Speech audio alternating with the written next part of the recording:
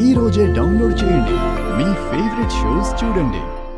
Case మాత్రం కొట్టేసి మా అత్తయ్య మావయ్యలను నిర్దోషులుగా విడుదల చేయాల్సిందిగా జడ్జి గారిని ప్రార్థిస్తున్నాను.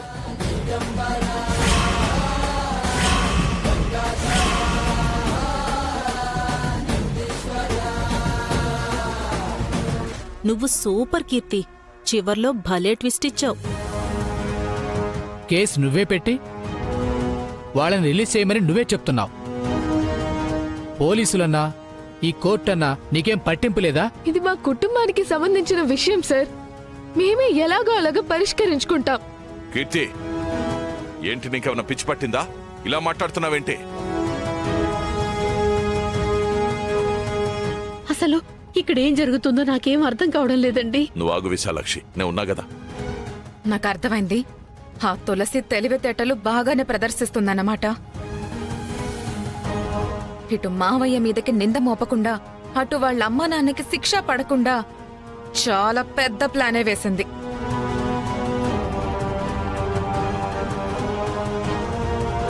కేసు విత్డ్రా చేసుకుంటానంటున్నావు. వాళ్ళు నిన్ను బెదిరించడం గాని బ్లాక్మెయిల్ చేయడం గాని చేశారా? లేదు యువర్ ఆనర్, ఇది నా ఇష్టపూర్వకంగా తీసుకున్న నిర్ణయం.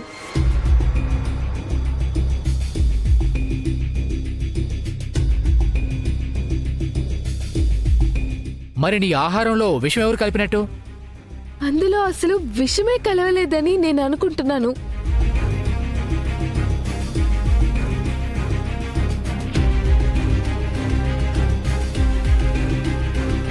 ఎందుకంటే అంతకు ముందు రోజు నాకు ఫుడ్ పాయిజన్ అయింది. నాకు దానివల్ల ఎఫెక్ట్ అయిందని నేను అనుకుంటున్నాను.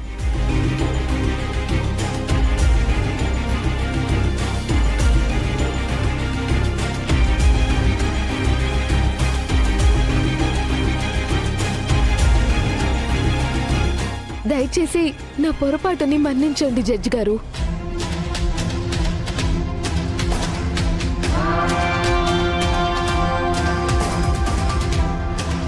నిందితులుగా వచ్చిన లక్ష్మీ శ్రీనివాసులను నిర్దోషులుగా పరిగణించి వారిని విడుదల చేయవలసిందిగా పోలీసు వారిని ఆదేశిస్తున్నారు.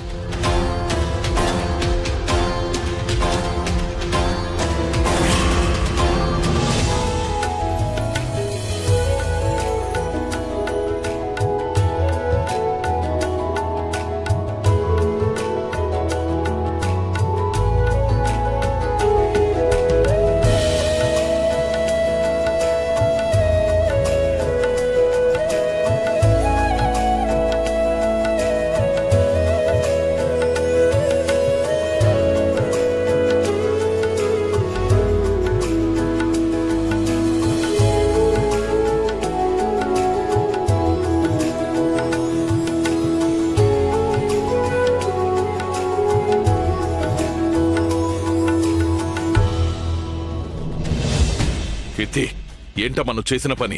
నిన్ను చంపాలని చూసిన వాళ్ళని అలా వదిలేశావు. నానా ప్లీజ్, మీతో అన్ని తర్వాత మాట్లాడతాను. కీర్తి,